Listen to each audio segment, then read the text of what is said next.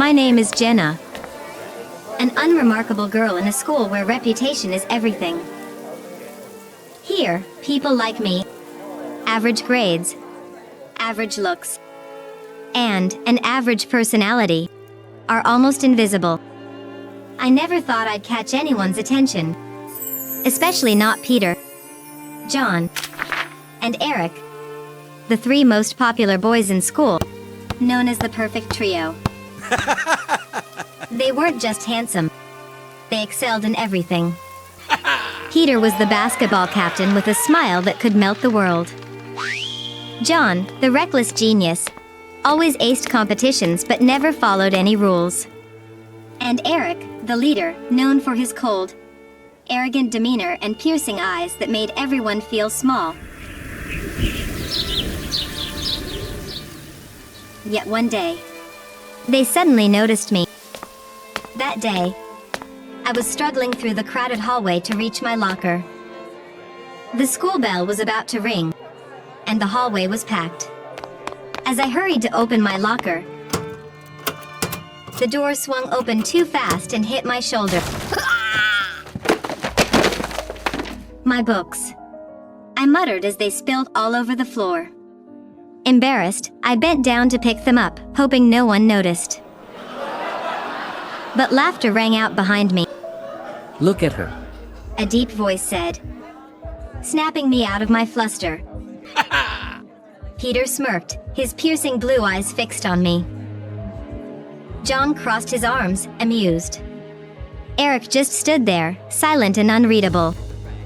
My heart skipped a beat, not from infatuation, but fear. I felt like I'd been pulled into a game I never signed up for. Peter spoke first, casually. She's interesting. Interesting? John scoffed. I bet I could make her fall in love with me in 2 weeks. 2 weeks? Eric said coolly. I'll do it in 1. I froze. Their words stabbed into my pride. To them, I wasn't a person. I was a bet.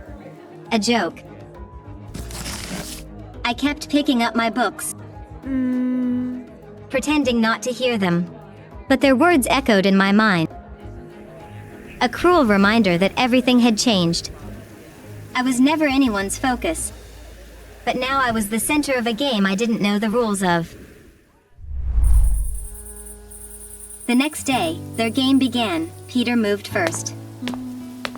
That morning, as I was walking down the stairs, I slipped.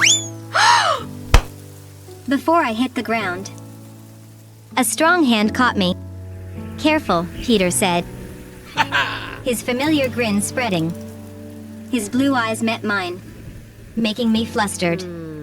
But before I could thank him, he said, your lips look lonely. Wanna meet mine? Huh? My heart stopped, not from butterflies, but fury. I glared and said, I'd rather kiss a trash can. Peter looked surprised, then laughed, genuinely amused, not embarrassed. I turned and walked away, knowing he wouldn't give up. John took a different approach, or at least he thought so. That afternoon, I went into an empty classroom looking for a lost book. Instead, I found John napping, his jacket draped lazily over his shoulder. John? I whispered. No response. I gently shook his arm. He opened his eyes with a familiar half-smile. Still lying down, he murmured, the teacher said we should share everything. Want to share this room with me? I was stunned, both embarrassed and angry. Before I could reply, the teacher walked in and assumed we were kissing. Result? Both of us were kicked out. John didn't seem upset. As we walked out, he winked and said, next time, let's find somewhere more private. I wanted to scream. Eric was different. He didn't joke like Peter or provoke me like John. But his arrogance was unbearable. I met him in the library, searching for a rare book. "Looking for this?" he asked, holding it out. "Yeah, thanks," I said, trying to stay calm. But instead of giving it to me, he smirked and said, "Take a few pictures of me for Instagram and I'll give it." I stared. "I'm not your assistant," I replied, turning to leave. He chuckled like I'd said something funny and struck a pose anyway. That was Eric, smug and entitled. I didn't know what they'd try next until I overheard them in the locker room. I went to get my forgotten jacket near the gym. And inside, I heard their voices. "She's tougher than I thought," Peter said. "But that just makes this more fun." Eric laughed coldly. "The harder it is, the better the prize." I stood frozen. Not from shame, from rage. I was just a game to them. But I didn't cry. I decided to do what they'd never expect. Play their game. If they thought I was just a pawn, they were wrong.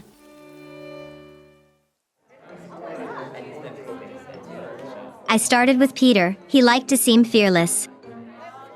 So during lunch, I dared him to prove it in front of the whole school. Without hesitation, he jumped on a cafeteria table and shouted, "Hey everyone. I have a secret." I wet the bed until 8th grade. The cafeteria erupted in laughter. I thought I'd won, but no. Peter laughed even louder. Yeah, and it made me stronger. Everyone has a past, right? Somehow, he turned it into a joke and became more popular. I lost round 1. John was next. He was smart but stubborn. I knew he feared heights, so I took him to an amusement park. Scared of a challenge? I teased. "Of course not," he said smugly. I dragged him onto the tallest roller coaster. He kept cool until the drop. Then his face went pale. He screamed louder than the wind.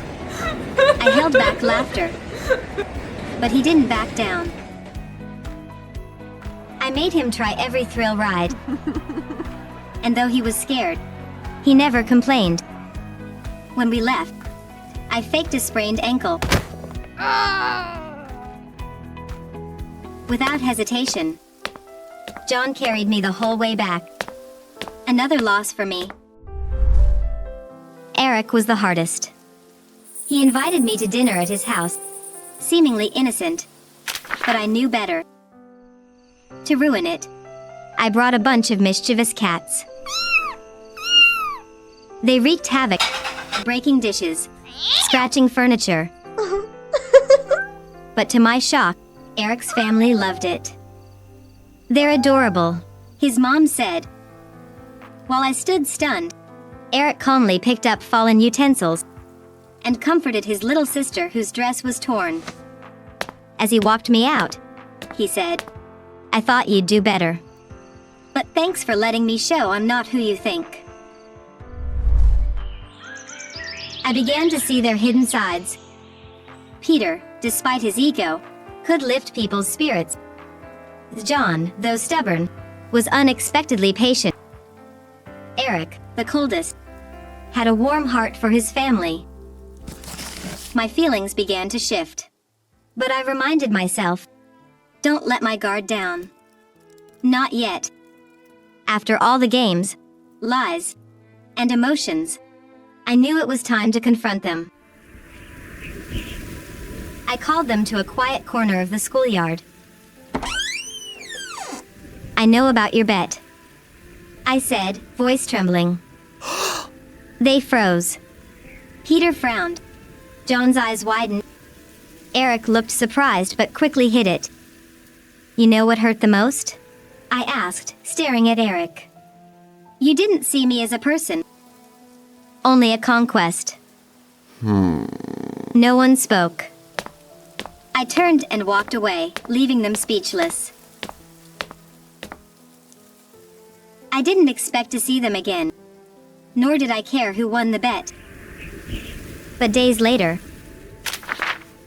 my family received a large sum of money, enough to pay off debts and open a small shop for my mom. I knew it was Eric. Only he could have done it. I met him at a small cafe near school. He sat quietly, staring out the window. When I entered, he turned. In his eyes, there was no smugness, only sorrow. Maybe even regret. Why did you do it? I asked directly. Eric pulled out a small bracelet, the one I'd dropped at his house. He turned it in his hand like it was precious. Because I owed you, he said slowly. I hurt you, made you part of a cruel joke. But Jenna, somewhere along the way, I stopped joking. I fell in love with you before I even realized it. I said nothing, just watched him. Whether it was true or not, his words pierced my heart. I don't need your money, I replied. I just want to know, if this hadn't started as a bet, would you have ever noticed me? Eric looked down. After a long pause, he whispered, I don't know. Maybe not right away. But once I did, I'd never forget you. I didn't know what to say. But I knew one thing. Eric had changed. In the end, I forgave him. Not for the apology or the money, but because I believed there was sincerity in him. I took the bracelet and smiled. A real smile. You win, Eric, I said softly. But not because of the bet. Because you chose to be better. He nodded. I'll wait, he said. Until you're ready. I'll be here. My story didn't end with an apology or a cheesy confession. It ended with a new beginning, where sincerity wins over lies, and real love finds its way through past mistakes.